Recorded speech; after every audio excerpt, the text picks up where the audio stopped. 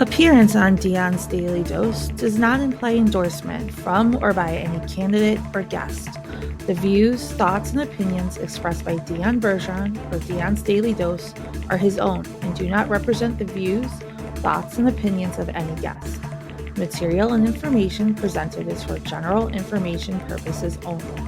The Dion's Daily Dose name in all forms and abbreviations are the property of its owners, and its use does not imply endorsement of or opposition to any specific organization, product, or service.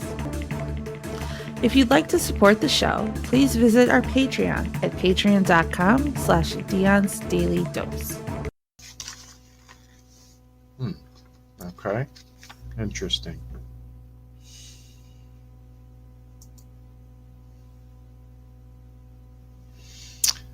Well, looks like we're having an issue on Periscope.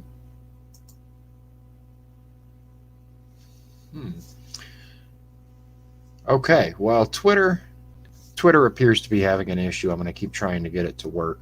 We're still waiting for Kenneth to join. I sent him the link. Give people time to connect, and I don't know why Twitter isn't working, but we have YouTube and we have Facebook are both live.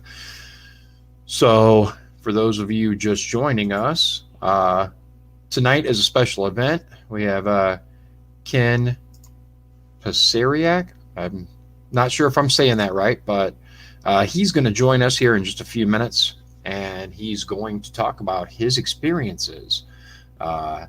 He says he's a whistleblower. He says that he was targeted for harassment by the powers that be in Lake County, and that he has been under harassment for quite some time.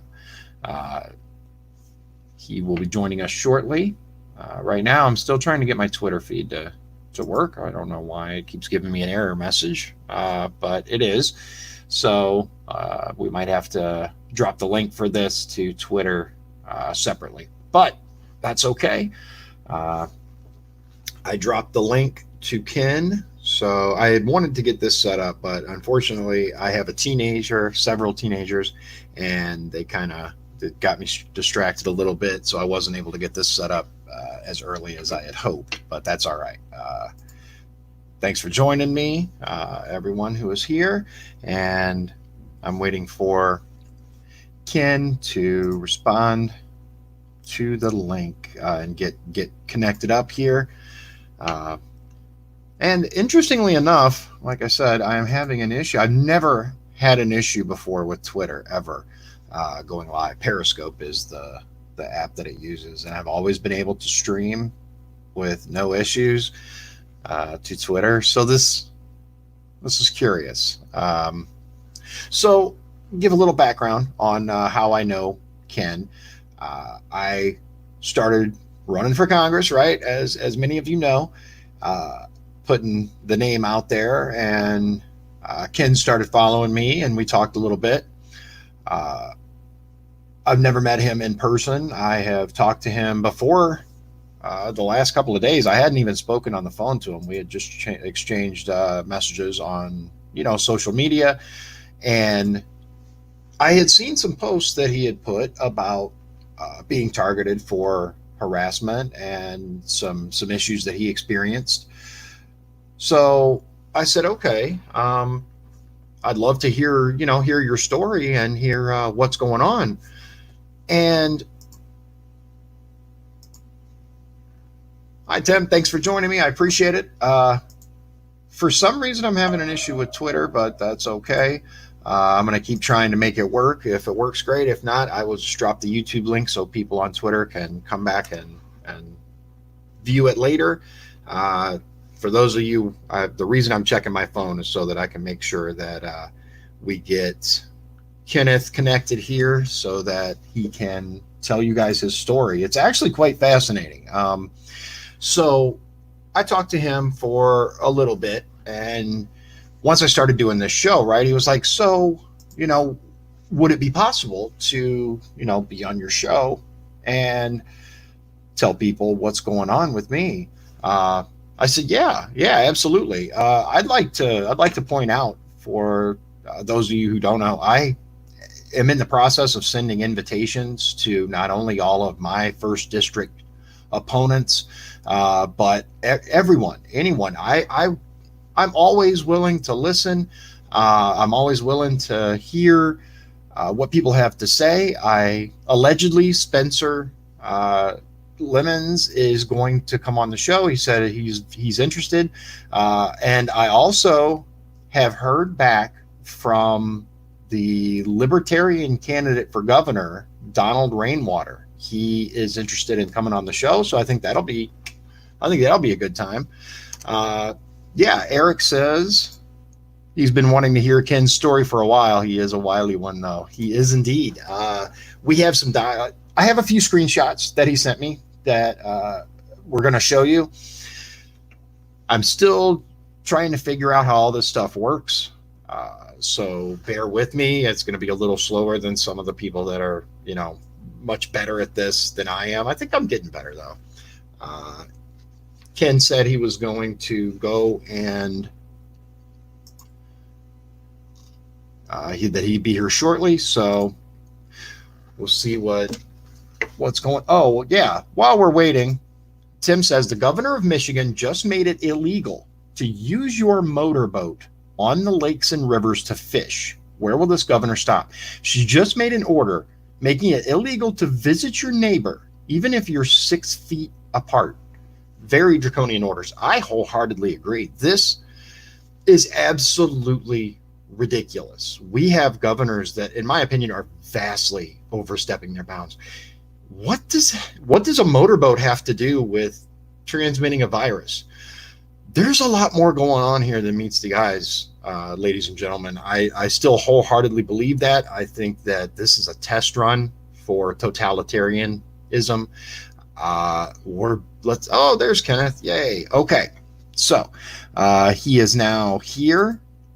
I'm going to add him to the stream. Kenneth, can you verify that you can hear me and I can hear you? I can hear you. Excellent. There he is. Okay. So Kenneth is not going to be on camera. That's okay. I have no issue with that. He's added to the stream. So there's nothing really to look at except the black screen. I'm actually going to take us both off of camera here in a minute so I can share the information that I have that he has sent to me so that you guys, ladies and gentlemen, can see this. Welcome to the show, Ken. Thanks for coming. Well, thanks for having me. So if you could just let us know a little bit about you and, you're kind of the beginning of your story. Yeah, well, I used to run a successful painting business for 10 years that I started when I was 22. And I kind of went in partners with the wrong person. And it has to deal with like the opiate crisis. Okay. So you were a successful painter for a number of years. You picked the wrong partner, and all of a sudden, what ended up happening? Well, we were flipping condos on Lakeshore in Sheridan. Okay, and, a beautiful area. Oh yeah. And it was back then when they were just fixing them all up, and we're getting them for cheap. But she was my personal doctor, was unethical, and she kind of told me how to make money and get people to her clinic, and her ex-husband, which was a Paul Mary doctor. And I feel so bad, but I got so many people hooked on it. And then I just started seeing what was going on, and then she was telling me stuff, and I just, I wanted out. And, she then stole like almost $100,000 of mine that I saved up. And I tried to, put a lien on the project, and nothing would work. And I couldn't understand why.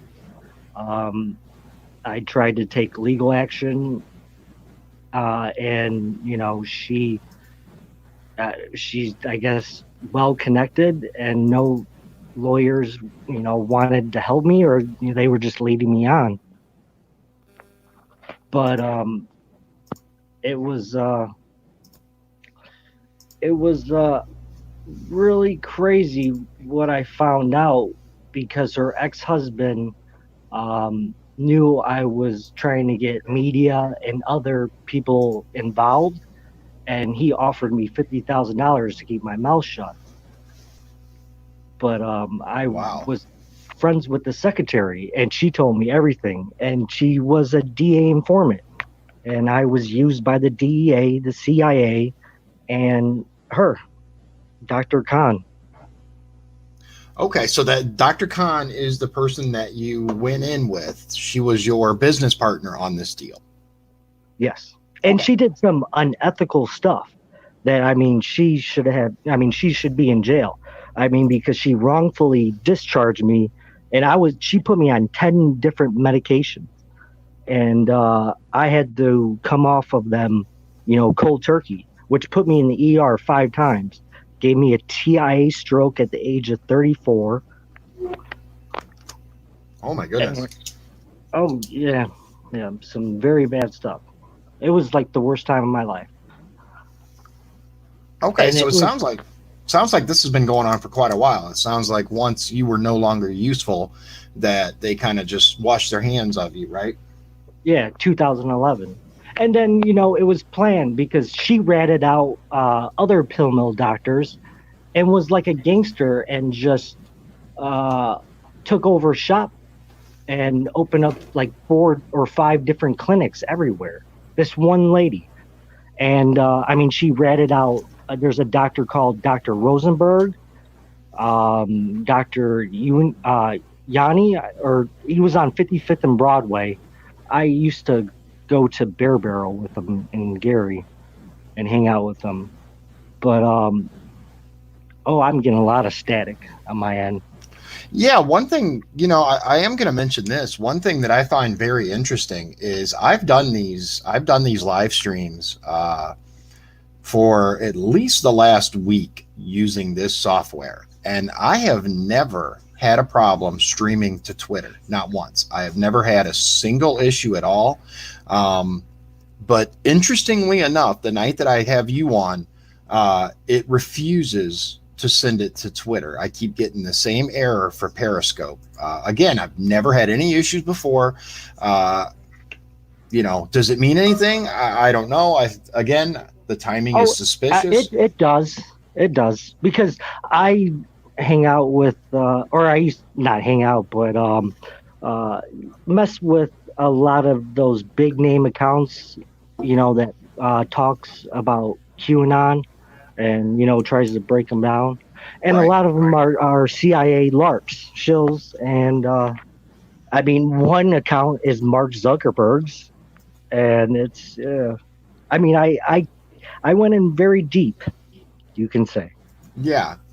Interesting. Okay. So what we're going to do, you sent me some very revealing information and screenshots earlier. The first one that I have here it's your tweet where you say, it's crazy that I was staying at a friend's house, which he had security cameras that caught this officer flattening your tire, or that my tire, and then stuck a sticker saying it was abandoned. Can you tell us about that and what happened? Yeah, I was, that's actually on a video. I have so many recordings and audio and visual. But, after becoming a whistleblower, there's tactics they use. They try to ruin you financially. They, take away your transportation, and they try to discredit you, and try to take away your support system, all for you to commit suicide. So there's no trace of, that getting back to them.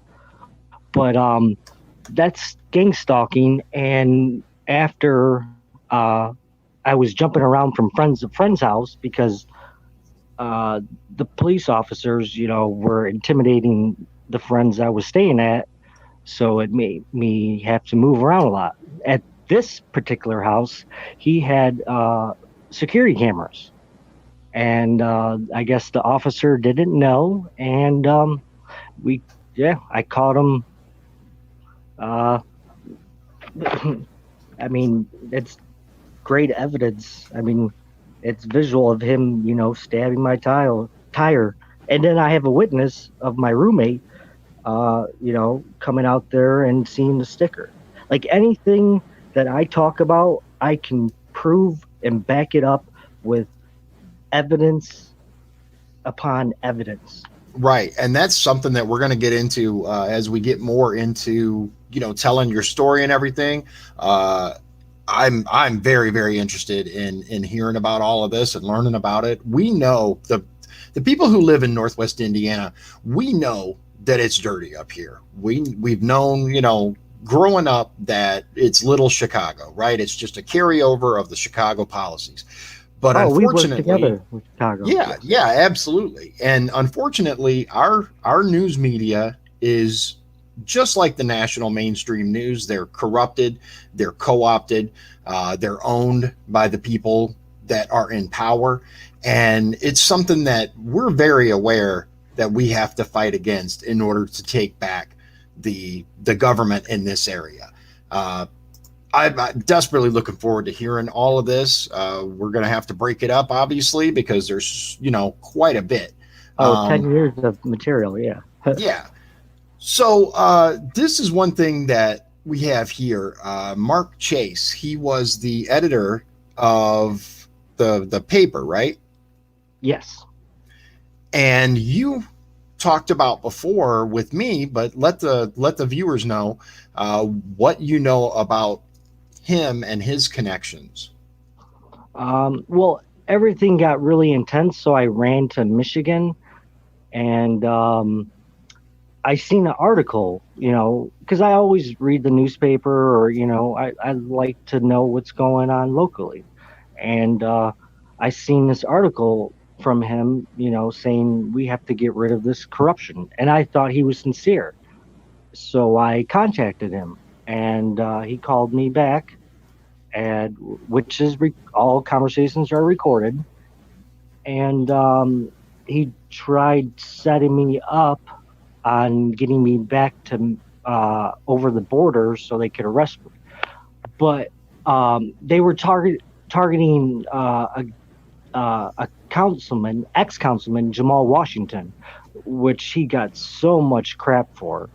I mean, some of the charges are just nonsense. Like his cousin said that he came after her with a hammer, and then later said that she made it all up. And he's the Jamal Washington. He's the ex-councilman. He's from Lowell as well. No, from Gary. Gary. Okay, good. And he had a show called The Real Deal in the Region, and he was giving me a platform to speak on. And he was trying to get involved. I mean, if I have a lot of accounts, and you can look at one account, and his account, I mean, he's like copying everything I am. I mean, he was a really decent person that wanted, a change, and he was speaking up, and they targeted him, and they did discredit him. So we've seen what happens when you speak up in Northwest Indiana. You become a target, and they go after you. They go after your transportation. I remember you using the term gang stalking, right? Yes. Yep. Yeah, and I've heard that before. I just kind of wanted you to explain it. And it's where they go after you with a bunch of people, and it's to take away your support system. It's to make it to where you can't go anywhere, you can't get any assistance, you can't get any help. This has been going on for quite some time. It's not limited to Northwest Indiana by any means. Yeah, that's targeted, and that's being a targeted individual. Gang stalking is just a tactic. It's psychological, like warfare that they use, It's all to mess with your head. And Okay. I mean, there's a big advocate, NSA whistleblower, Karen Melton Stewart, and she speaks out about it. It's from the DHS. I'm getting a lot of static. It's you become on the watch list, a terrorist, which I was on it when there was only like 4,000 people in America. Wow. And Okay. So Eric has a question. Is Jamal the same politician that is in a court battle over a computer with his ex-wife? Is that the same Jamal Washington? yes, that is. It is. That's Okay. correct. Yes. Eric. And I think Levita was his co-host. I think she got suckered and played in saying those things because she made some accusations that Jamal was holding Levita in her house. Oh, against her will. Yeah. Right. We've seen, and recently it's become far more of a national scale, but we've seen anytime that you disagree with the official narrative of something, or anytime that, the deep state or any real powerful organization or politician wants you to shut up, it's easy to become a target, and they start spreading false information or lies, and then the retraction when they get caught is never as big as the initial splash, right? No, because everyone is kind of scared because they do know this goes on and they don't want anything happen to them, but they have to realize, I mean, who's not to say that this could happen to one of their children when they grow up. And that's the whole reason why I did it, was because of my child. They, stole out of my child's mouth. They try to discredit my name, and I wasn't having that. Right. I didn't want him to grow up in the future, Yeah, definitely. They came after your reputation, your family. They destroyed your business. They've basically pulled out all the stops, right? Oh yeah, and you can ask a lot of people. I was living well. I had a lot of money, cars. Going out, girls at the time, but I felt that because everyone kept on telling me it's the government. You ain't gonna do nothing. It's just it is what it is. Take it as a loss. Right. And I if understand we that. go on like that, it's just going to get worse, and it has. You can see it right now. Absolutely. I mean, look at General Flynn. The only thing the man did was, sign up as national security advisor, right, for Donald Trump. And what happens? They put out some lies and destroy his entire life and his family. Yeah. And this is a man that has served his country for years. If they can take down General Flynn, what do the rest of us have to hope for? Yeah. So I personally, Admiral Rogers. Right. Men, yeah. Oh yeah. So I personally, applaud you for your conviction. I applaud you for standing up and working against the powers that wanted to destroy you. Here's the screenshot that we have up right now is Lowell Town Council President William Farrellbeg has resigned amid a porn posting on Scandal, to which he claims innocence. Right. So he resigned. Now that's news. But the interesting part is the next screenshot that we have that you sent me, which is where you had talked to him a couple of times. And he tells you, I seen you have done a lot of work at your house this year. Now that is very, very interesting to me, because how would he know what you've done at your home? Yeah, exactly. And I was calling because I knew some shady stuff.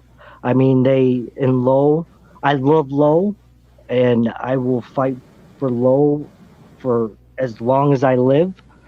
But I mean, they closed the polling, places early. I mean, and they were having one of Will's guys giving out cards and free stuff, to vote for him. And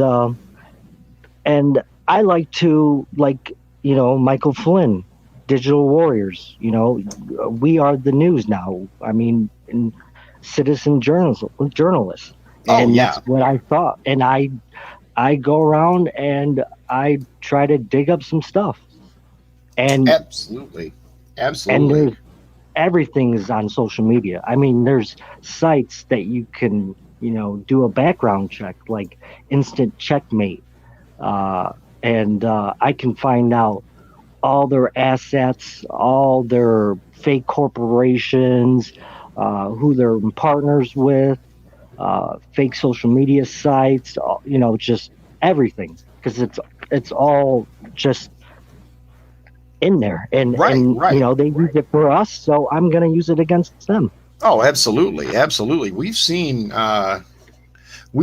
evidence, of the dirty, shady things that they've been involved in for quite some time. You say that there's tons of evidence, which I'm desperately looking forward to unpacking here over the next several episodes as we can get these lined up. I anticipate there's going to be a lot of things that come to light that some people are going to be very unhappy about, but that's okay, because that's what we're here for. That's what you're here for, and it's why I'm doing this. It's why I'm running for Congress, because I want a better place for my kids than what we have now. We've known for many, many years that if you're not part of the elite, if you don't have the blessing, then you're not going to get elected. Enough people have woken up, I think, that we can start to take that system down, and that's the hope. That's kind of what it's all about. And if I can bring some awareness in the meantime, then, awesome. We have so much to cover on this. One of the interesting things that I saw earlier, I don't know if I put it here. I don't think I actually put it in OneDrive. But that's okay. We are going to be unpacking this over time. Mark Stevens says, good old Kenny. Hi, Mark. Thanks for joining us. Again, I can't explain it, but for some reason, my Twitter feed has worked before this. This is the first time I've ever had a problem, and it seems to be on the night that Ken wants to tell what's going on. Now, the good news is my Facebook, my YouTube are working fine for the stream, and it will stay on my YouTube, so I'll just drop the link in Twitter when we get done, and everyone can follow along there. But so what kind of things have you experienced? You talked about like them slashing your tires and ticketing you. You've shown me pictures, which will, as I get, again, let me interject real quick. I apologize for being a little slow on this. I'm not quite as good at the whole YouTube live stuff as I hope to be at some point. I want to make sure that I get this stuff on the drive and to where I can share it quite easily, and you guys can see what's going on as I kind of follow along with it. I want to make something clear. I have seen a lot more than I've been able to put out there, but we are going to make sure that these get lined up and are able to be shared a little more easily than what I have right now. I figured tonight we can get a good intro. We can hear who Ken is, what he's been through. We're going to have a lot more of these coming up. I am fascinated by this. We know that there is corruption. We know that there are things going on in Northwest Indiana. I myself have had some interesting experiences. My wife has been followed home. There were footprints in the snow outside my son's window. I anticipate that things are going to kind of pick up as the election goes on. There is a reason that I have the sticker in the back window of my truck that I have, which is the American flag with the Second Amendment on it. I am not concerned about intimidation. I worked at a maximum security prison. I've heard insults and threats that I had to look up. But from an ordinary citizen's perspective, these things can be very, very intimidating, right? You being followed, being targeted. Oh, yes. But it's just a fear tactic. And when you overcome that, I mean, it's unlimited of what you can do. And it shows what I've done.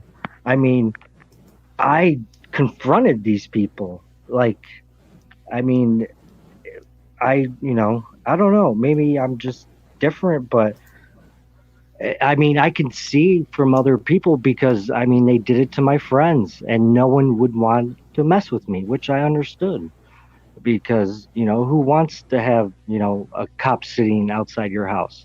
But right. I mean, a black truck used to follow me all the time. I have it on live and he tried running me off the road and it was a undercover cop.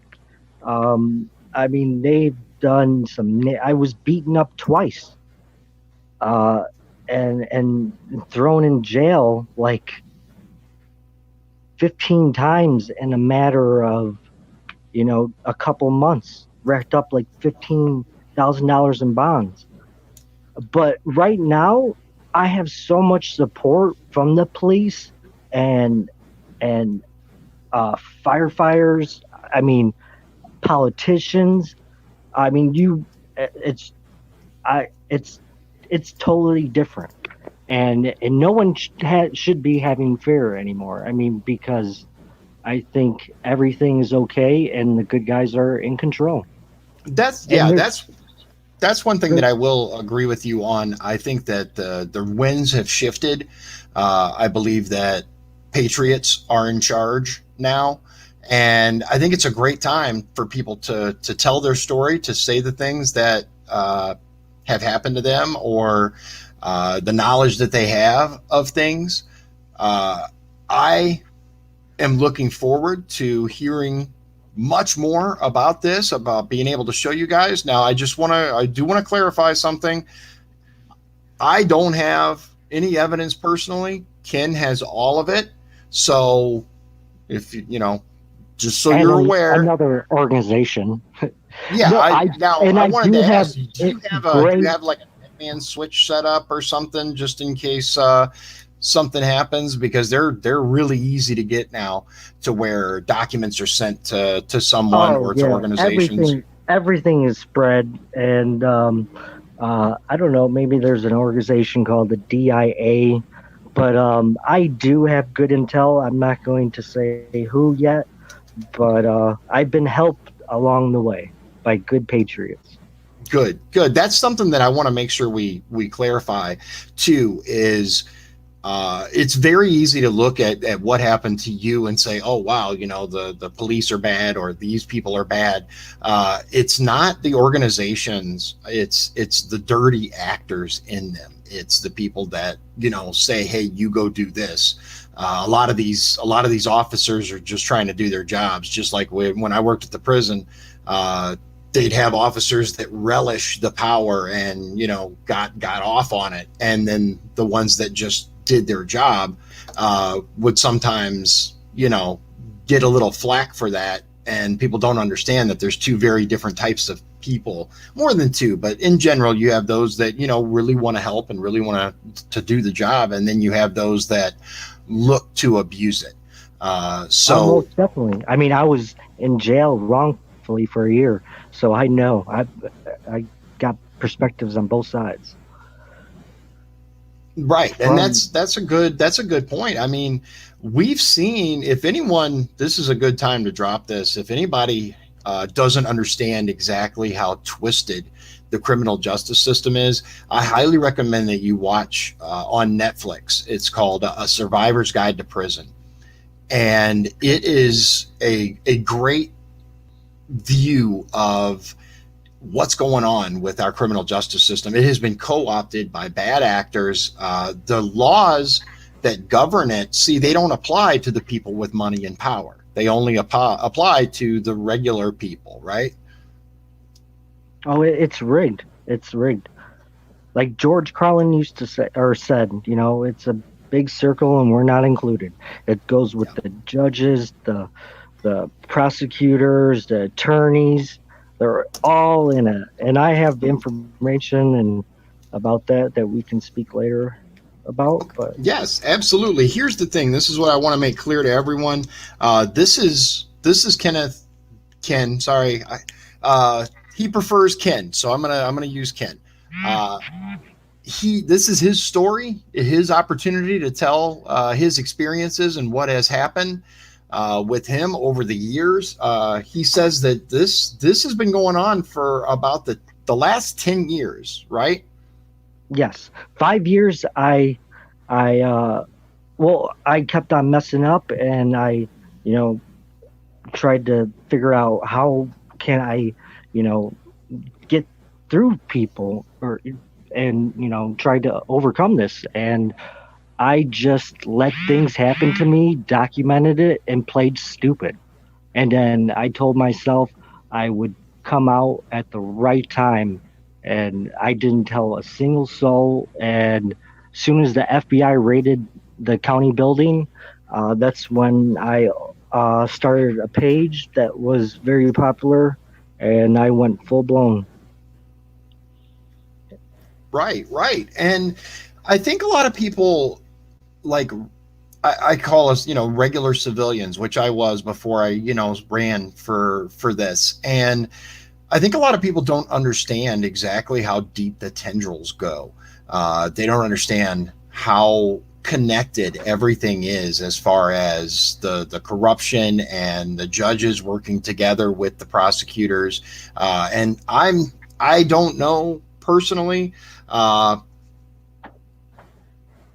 Okay, so Dan has a question. He says, I'm not saying you're wrong about the criminal justice system, but if it doesn't punish the rich, then why is Bernie Madoff in prison? Did he just steal from the wrong people? No, Dan, I'm not saying that no one rich ever gets caught. I'm not saying that at all. What I'm saying is, let me try to explain it from a little. There's a lot of bias. Didn't Michael Avenatti just get off because of the virus?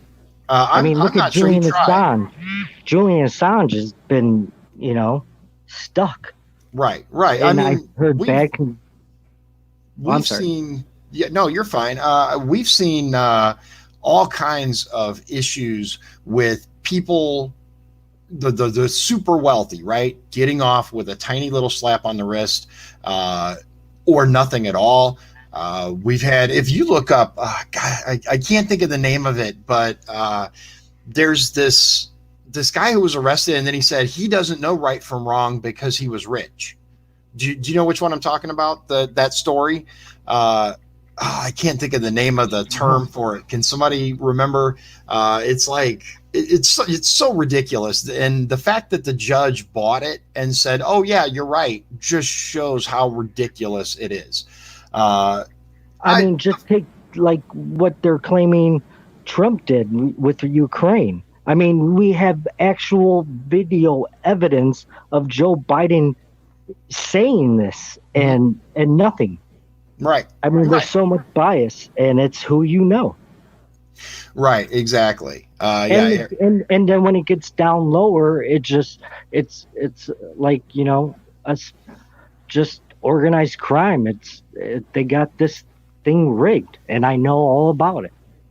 Right. And exactly. I hate seeing good people getting screwed and getting stuck in a system because they don't know, you know, what to say, or, you know, what, I mean, it's messed up what's going on. Well, my whole thing, back to Dan's question, I'm not saying that there are no instances of rich people being arrested or tried, but let me see if I can give it to you like this. So someone who has money right? And I mean like millions of dollars money, gets arrested for whatever charge, and someone who doesn't have money gets arrested for the same charge, right?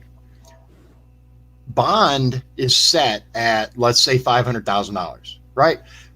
$500,000 to this person is nothing. It's no problem. And then they're able to work on their case from outside. The person who doesn't have it, they have to sit in jail. And if you've ever been to even a county jail, it's way worse than prison.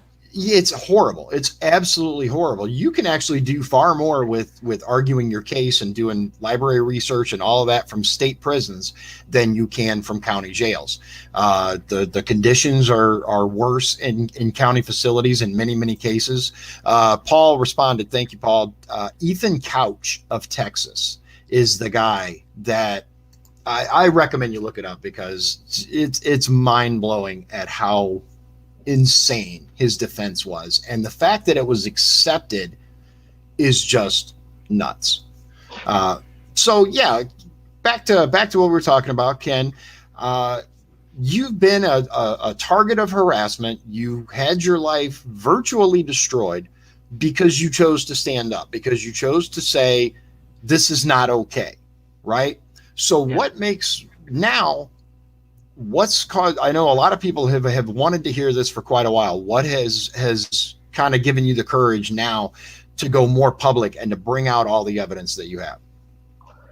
Because I see it's the perfect timing. Timing is everything, and there's a big movement around in the region, and I just I'm getting censored a lot, and this would help out, and I support you fully, and I'm trying to help you out because I know of these other people that are running for that position, and Okay. they're not good people. And I mean, it all starts. I mean, you have to get involved in politics, or you're never going to change anything. It's just Right. always going to be the same thing. Right, and that's kind of my thought. I've voted. I've tried to support candidates. I've tried to do everything that I can do to kind of change the system. I've donated to campaigns. I've done the things that I thought would bring about change, and until Donald Trump, I really didn't see any changes. I didn't see anything that was any different. The same lies by the same politicians. Oh, And- broken promises. Right. Broken promise after broken promise. The one thing that I can say definitively is that Trump made a series of promises to the American people, and he's been the only one that I've seen that has kept the promises that he's made. Oh, there are more. And, promises made, promises kept. There's a reason that that's a slogan. And I was really inspired that, the only way to change a system is from within it. We can stand outside of it and look at it and go, yeah, we can call out issues and we can point to issues. But I think that the only real way to affect permanent and lasting changes is within the system. It was why I became a correctional officer. It was just not, I have that story on Twitter. I won't bore you guys with it, but it wasn't what I thought it was. I thought I was going to be able to go in and make a change and make a difference. And the system is very, very much rigged. Eric said, I posted earlier, if you want to reform the criminal justice system, take away white collar crimes of embezzlement and such. Grand theft is grand theft. I agree with that. White collar is simply a way to get away with things that normal everyday people can't get away with, or at least get a much lower sentence. There are people all across this country who are serving sentences because of plea deals, because of the push for prosecutors for conviction rates. These people, if they had money, could have fought their case from the outside. Oh yeah, or just have the knowledge. Right. And that's another thing. We see that the criminal justice system is greatly biased towards those from a poor background. They don't give them as much access. Let's face it, if you have tons of money, you can hire the very best lawyer. You can, fight your case from outside, or you can at least if you want to, represent yourself, you go, you learn. It's really, really difficult to do that from behind bars. Now, there have been people who have done it, absolutely, and done so successfully. But it's much harder from inside, county jail or prison to fight your case than it is from outside. And it's something that they utilize, right? Because you can go home now if you take a plea deal, right? Or you can sit there for and that's years. how they trap you, because it's so hard for them to succeed that much of a time of not doing anything wrong. And most of these cops, or not most of them, but a lot of them, I mean, kind of set people up, and I know all about that. Content Contact says, waiting for Ken to respond. Have you sent Ken a message and waiting for him to reply to you? Content Contact? Do you know the name, Ken? No, never heard of it. Fair enough. So what do you think could really go a long way towards helping to kind of cut some of the fat off of the issues here in Northwest Indiana, as far as what you've experienced, right? As far as the corruption goes, what do you think are some good positive steps we could take? I mean, it's all, there's an agenda, divide and conquer. But if we unite, we are much stronger together. And if they did a little research, just like on you, or, any of the, officials running, like Westerkamp for the Indiana AG. I mean, we need to put the right people in place. And that's where it all starts, I think. Yeah, I will agree with that. What's your take on Westerkamp? I met him when I went down to Indianapolis. I actually went to the Congress of Counties, and him and I talked for a little bit. And he seems like a really genuine, honest, good guy. Is that your impression of him? Yeah, I mean, if he's the only one that says the word corruption, makes me want to know a lot more about him. Right. That's what I do. I forgot how we met, and I just, looked into you, and I mean, your background, picture with Seth Rich really hit me, and I just, communicate with you, and I knew you were for real, and I have a good, judge of character.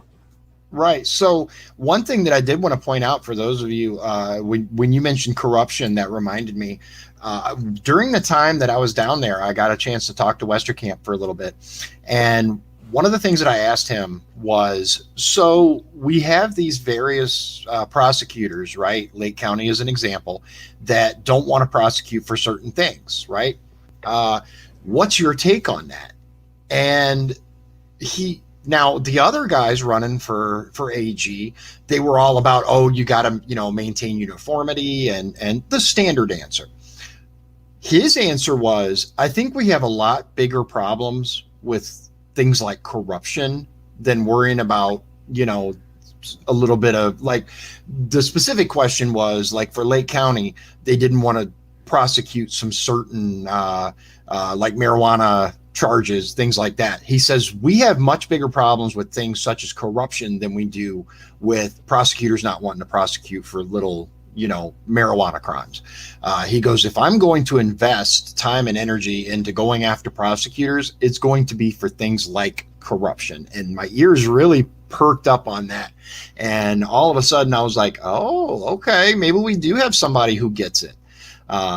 That's one thing that I did want to put out there, and it's one reason why I've been such a strong cheerleader, right, for Mr. Westerkamp, because I think he truly gets it. Oh, I agree. So Dan said, I met Ken a couple of months ago when he came to Operation Combat Bike Saver with Senator Todd Young. He definitely seems like a good dude. So you got a chance to actually meet him. again, I have only spoken to Ken on the phone and via social media. He's a very elusive figure for good reason. I mean, look at what has happened. Just a little bit that we've shared today is making me want to hear, what else he has. It goes back a decade. We're looking at a decade's worth of targeted harassment, of people working actively. Just the few screenshots, and by few, I mean, a dozen or so, maybe more, that he shared with me real quick, has made me really, really want, to hear the whole story. And it's something we're going to be doing over several episodes so that everyone can see what's happening here and what we are looking at. I think that we're just barely scratching the surface. I am all for exposing corruption. I am all for seeing what is going on.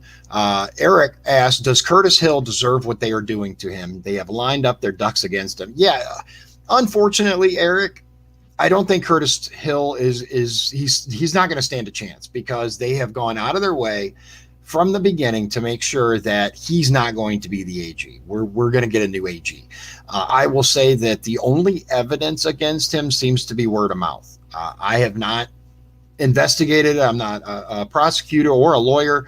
I haven't looked deeply into it to see. I've just heard that this person claimed this person claimed that. We do know that the governor distanced himself from Curtis Hill from the beginning. So I do find it interesting and convenient. Unfortunately, since the suspension of his law license, the Indiana judicial system moved quickly to make sure that he won't be able to serve. So we're going to get a new AG. It's just which one, right? I know that we have Westerkamp running. We also have, I forget the other names. I can't think of it right now, but me personally, Westerkamp is the one that I'm really, really paying the closest attention to. So if anybody has any questions, this would be a good time, because we got about, I'd say 10 minutes maybe left. I don't want to go any more than about an hour. I think break this up. I will try to do a better job of having the stuff ready to show you as far as documents go. There's a lot. I know we did this on short distance. I mean, right. Time, and I just because I kept on seeing, some stuff, and I just thought it was perfect timing, and it'll get better. And Right. I will provide a lot more of good, entertaining information. Right. Ken has lots and lots, just the tiny bit that he showed me. There is so much that he has. And I have to say this as my disclaimer, this is not my evidence. It's his evidence. I have no reason to doubt what he has, but I can't speak to the veracity of it. I haven't had any defamation lawsuits yet. So Right. I've been speaking out on some big names. Yeah, and we're gonna uncover so much more. He's gonna share with us some of his most important and critical names that he has information on, and I can't wait. I'm really looking forward to it. I'm learning all this just as you guys are. I don't have any insider knowledge. I don't have anything more than you're going to see. I get the information. I uploaded it to the drive so that I could share it with all of you, and we're going to kind of go through this together. So I'm learning about it just like you are. Eric says, keep your head up, Ken. Interesting story. Yeah, one thing that I did want to kind of touch on going back when you talked about Dr. Khan, there was a lot. Now, I don't know about Dr. Khan because I'm a little bit further east, but there were a lot of doctors that were just handing out prescriptions, right? That were just handing out really, really jumping in feet first on this opioid epidemic. And my question is, why aren't the doctors being held accountable for this? Why aren't these doctors, because they were just as complicit, and not only just handing it out, but then suddenly cutting people off, which really, really contributed, right? I mean, they're in it with the CIA and DEA and local police. You gotta have that power to do stuff like that. And it was planned to push heroin in. I mean, everyone used to be able to doctor shop and get unlimited supplies of anything, and then all of a sudden you're cut off with no programs. Yep. And that's when we control big fields of poppy plants in Afghanistan. Yep. And it's in the movies. I mean, there's many movies where they're just thrown in our face. Oh yeah, yeah. It's not even Like, a secret anymore. Everyone Terrence knows that. Hill. Yeah. As far as Afghanistan goes, that's what the entire thing was about. I mean, we have it goes way back. I'm gonna. There's a name that, again, I can't remember the name right now, but he exposed the CIA and their connection to it because they just absolutely destroyed his life. He ended up committing suicide. He was a reporter. I'll have that information for you on the next time. Dan says, I don't understand releasing inmates from prison during this pandemic. Wouldn't being in prison keep them social distance and have affordable health care quickly available? That is a fantastic point, Dan. It's interesting because the people who are in charge of the prison system, they always tout how great not socialized medicine, but privatized healthcare has been, right? If it's so great, if it's working so well, then why do they want to get rid of the offenders, right? Why do they want to release them? Because they have health care while they're there. As a matter of fact, it's paid for by the state.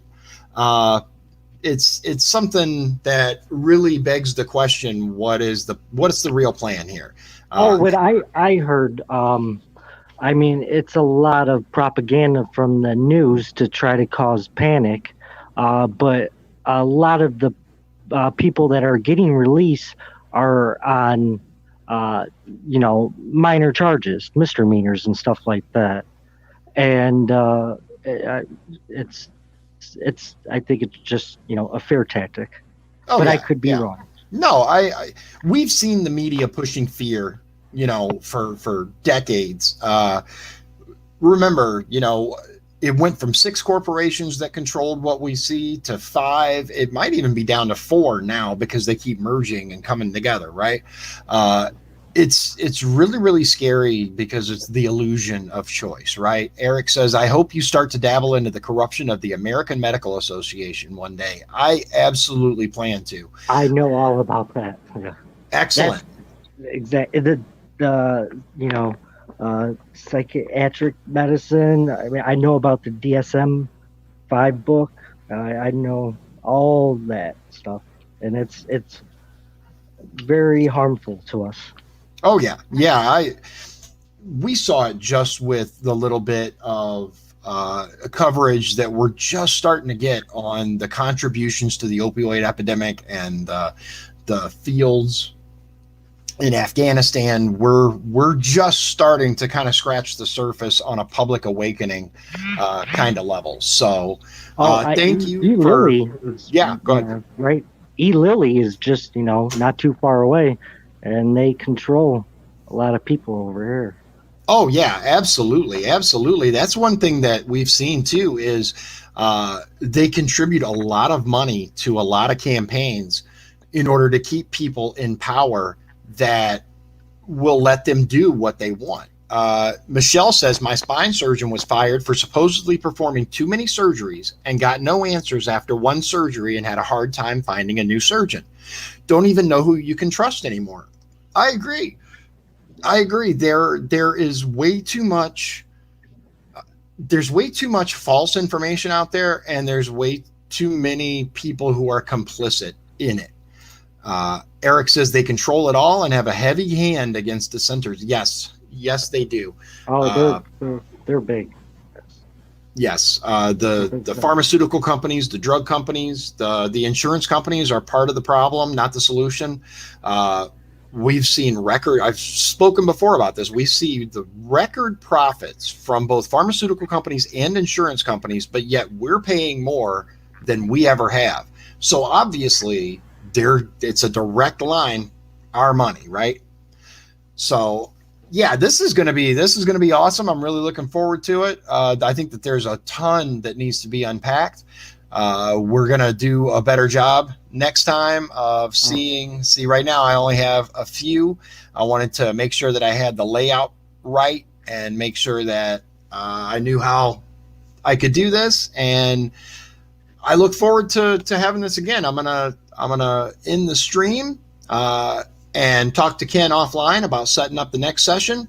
I appreciate everyone coming out and listening, and spread the word. We're gonna make this. We're gonna get the whole story out there. We're gonna make sure that we tell that he gets a chance to say all that he intends to. Is there anything else that you want to say before we wrap up the first session there, Ken? No, I appreciate you, just even listening to me, because I've reached out to so many and no one would. And I hope a lot of more people research about you, and it's time for a change. Well, hey, I appreciate that. I have no problem. Look, here's the thing that it comes down to for me is I'm running for Congress because I think I'd make a great congressman. I think that I would represent the people. But ultimately, what it comes down to is, if nothing else, if I don't accomplish anything else, I hope that at least people get an opportunity to see, there are regular Americans that are willing to listen and are willing to do what they can for us. And I don't plan on stopping, right? Even if I don't get elected, I'm going to continue doing this, and I'm going to continue to give people a voice. So I appreciate you coming on, and God bless you. God bless all of you, and God bless the United States of America. If you'd like to support the show, please visit our Patreon at patreon.com/Dion's Daily Dose. This has been Dion's Daily Dose, hosted by Dion Bergeron. Executive producers, Sean Holgram and Michael Beebe. Copyright 2020. Dion's Daily Dose, all rights reserved.